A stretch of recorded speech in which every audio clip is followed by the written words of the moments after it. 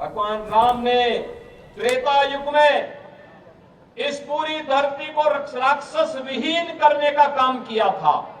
और आज तो हमारा सौभाग्य होना चाहिए कि भगवान राम की पावन जन्मभूमि पर 500 वर्षों के इंतजार के बाद आज भगवान राम का भव्य मंदिर का निर्माण हो रहा है। और जनवरी में प्रधानमंत्री मोदी जी के कर कमलों से रामलला अपने पावन मंदिर में विराजमान होंगे तो उस समय उत्तर प्रदेश और देश के ज्यादा खुशी तो छत्तीसगढ़ वासियों को होनी चाहिए, क्योंकि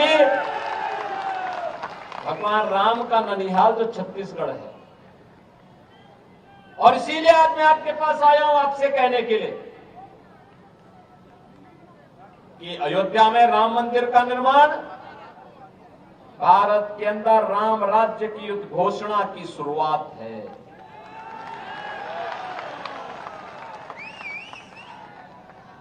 राम राज्य की स्थापना, राम राज्य का मतलब एक ऐसा शासन जिसमें जाति, मत और मजहब के आधार पर कोई भेदभाव नहीं।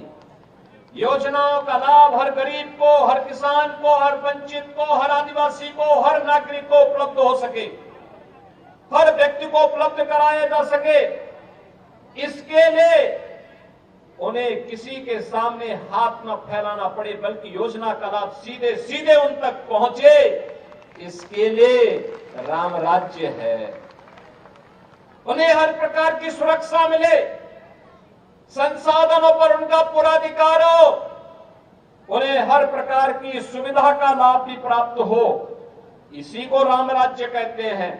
और याद रखना, प्रधानमंत्री मोदी जी ने सही मायने में पिछले 9.5 वर्ष के दौरान देश के अंदर राम राज्य की आधारशिला रखी है।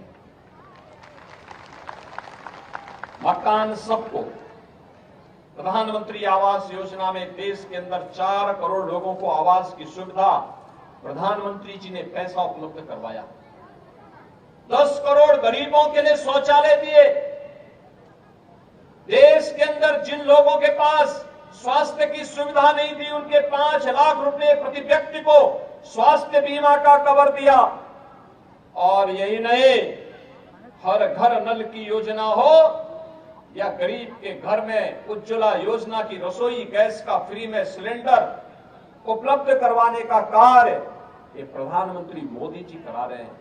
और कल तो प्रधानमंत्री मोदी जी ने एक और घोषणा की है, अगले 5 वर्ष तक, यानी पिछले 3.5 वर्ष से तो चली ही आ रही थी, अगले 5 वर्ष तक 80 करोड़ गरीबों को फ्री में राशन की सुविधा का लाभ भी उपलब्ध होगा।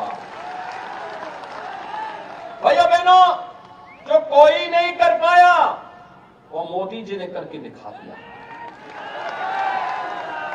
देखो, कांग्रेस तो नहीं चाहती थी कि अयोध्या में राम मंदिर बने।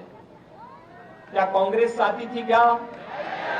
अगर कांग्रेस चाहती तो 1947 में, 48 में, 51 में, 52 में, 53 में, 54 में या उसके बाद भी लंबे समय तक उनकी सरकार रही, उन्होंने कभी अयोध्या में राम मंदिर का निर्माण नहीं करने दिया। विवाद खड़ा किया, राम भक्तों को मरवाते थे, पिटवाते थे, उनके सहयोगी गोली चलवाते थे।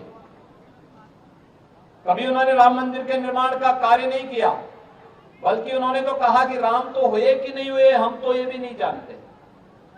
यानी भगवान राम के अस्तित्व पर ही प्रश्न खड़ा कर रहे थे ये लोग। तो इनसे कैसे उम्मीद कर सकते हैं कि आपके सम्मान की रक्षा करेंगे?